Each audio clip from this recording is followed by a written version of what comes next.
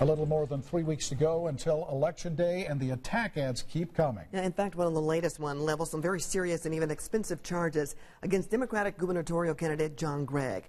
Our 13 Investigates reporter Sandra Chapman went to work to see if you should believe it or not. They're back. The gubernatorial candidates are digging in. The Gregg camp is accusing Holcomb of reverting to his old role as party boss, while the Holcomb camp says Gregg should expect to hear about the consequences of his legacy over and over again.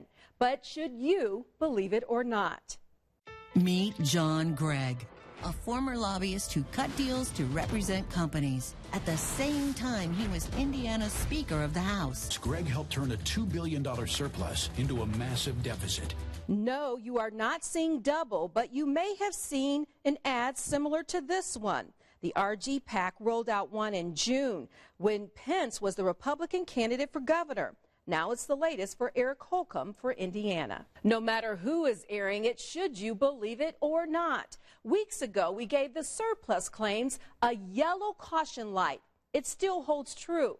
When John Gregg left the legislature, there was a recorded $500 million reserve balance. The rainy day fund was substantially reduced by tax cuts and increased school funding and other projects, all with bipartisan support.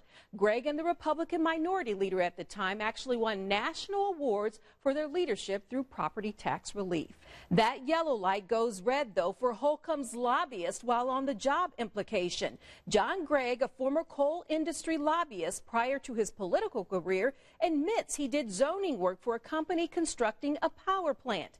Gregg was the Speaker of the House, but the legislature was not in session at the time.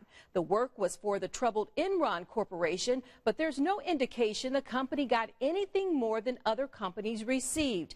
And remember, the legislature is considered part-time work. Gregg and other lawmakers are allowed to work in their chosen professions. Finally, there's this. John Gregg also got a deal forcing Indiana taxpayers to pay his and his family's health care for life. When John Gregg retired from the legislature, he paid his own premiums for the state health plan. Believe it or not, John Gregg signed off on this controversial lifetime health care benefit before he left the legislature. It allowed retiring lawmakers with 6 years and a day of service to lock in for life certain contribution percentages. Amid widespread criticism, the law was repealed in 2006. Today, 29 former lawmakers and their spouses still benefit from the plan, including John Gregg. Now, that's according to recent published reports that show the state paid more than $200,000. And as Gregg notes, he does have to pay his own premiums. So we end with a green light for the Holcomb camp on the health care claims. Back to you.